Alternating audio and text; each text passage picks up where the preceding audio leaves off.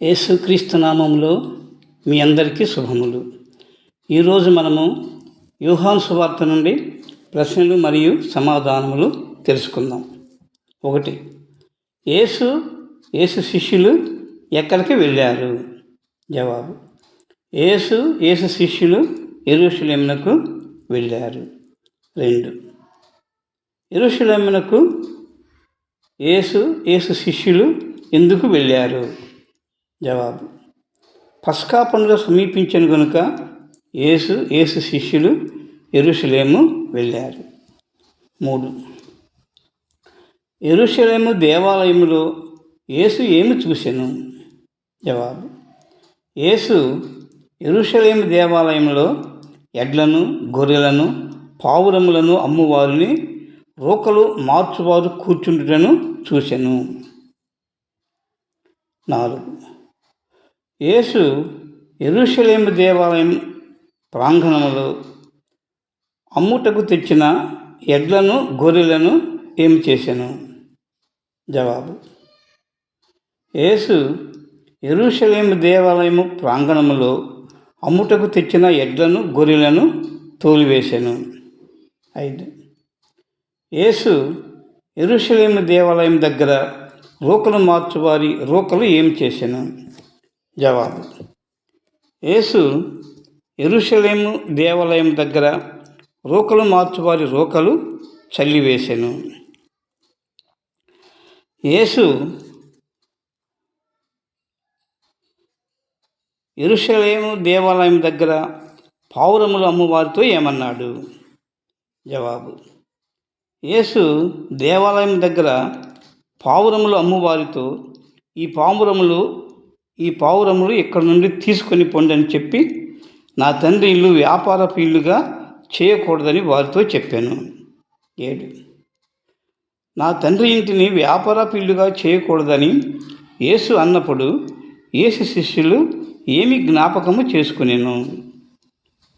జవాబు: నీ ఇంటిని గూర్చిన ఆసక్తి నన్ను భక్షించునని లేఖనములలో వ్రాయి ఉన్నది యేసు శిష్యులు జ్ఞాపకము చేసుకునేను. 8.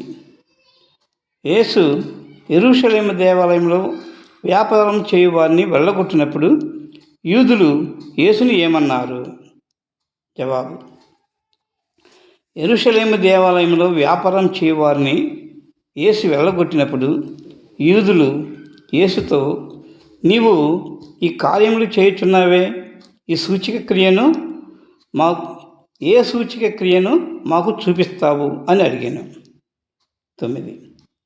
యేసు ఏ సూచక క్రియను మాకు చూపిస్తావు అని అడిగిన యూదులకు యేసు ఏమి సమాధానం చెప్పాడు? జవాబు: యేసు యెరూషలేము దేవాలయం చూపి, ఈ దేవాలయం పడగొట్టుడి, 3 దినములలో దానిని లేపెదనని యేసు యూదులతో చెప్పాడు. 10. యెరూషలేములో ఉన్న దేవాలయమును యూదులు ఎన్ని సంవత్సరములు కట్టారు? జవాబు: యెరూషలేములోని దేవాలయమును యూదులు 46 సంవత్సరములు కట్టారు. 11. యేసు 3 దినములలో లేపుతాను అని చెప్పిన దేవాలయం ఏది? జవాబు: యేసు తన శరీరము అను దేవాలయమును గూర్చి 3 దినములలో లేపెదను అన్నాడు. 12. యేసు శిష్యులు యేసు 3 దినములలో దేవాలయమును లేపెదను అని చెప్పిన మాటను ఎందుకు నమ్మారు? జవాబు: యేసు మృతుల నుండి లేచును అని లేఖనములు చెప్పినది జ్ఞాపకం చేసుకొని యేసు శిష్యులు ఆ మాట నమ్మిరి. 13. పస్కా పండుగ సమయంలో యెరూషలేములో యేసు ఏమి చేసెను? జవాబు: యేసు పస్కా పండుగ సమయంలో యెరూషలేములో అనేక సూచక క్రియలు చేసెను. 14. పస్కా పండుగ సమయంలో యేసు చేసిన సూచక క్రియలు ప్రజలు చూసి ఏమి చేసిరి? జవాబు: యెరూషలేములో పస్కా పండుగ సమయమున యేసు చేసిన సూచక క్రియలు చూచి ఆయన నామమందు విశ్వాసం ఉంచిరి. 15. యేసు ఎవరి ఆంతర్యము ఎరిగినవాడు? జవాబు: యేసు మనుష్యుల అందరి ఆంతర్యము ఎరిగినవాడు.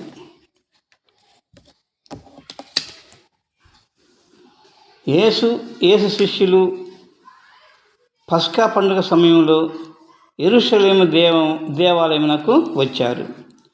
దేవాలయము ప్రాంగణంలో ఎడ్లను, గొర్రెలను, పావురములను అమ్మువారు, రూకలు మార్చువారు కూర్చుండట యేసు చూశాడు. వారిని చూడగానే యేసు కోపంతో ఎడ్లను, గొర్రెలను దేవాలయం నుండి తోలివేశాడు.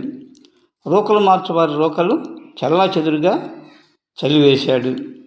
రూకలు మార్చువారి బలలు త్రోసివేశాడు.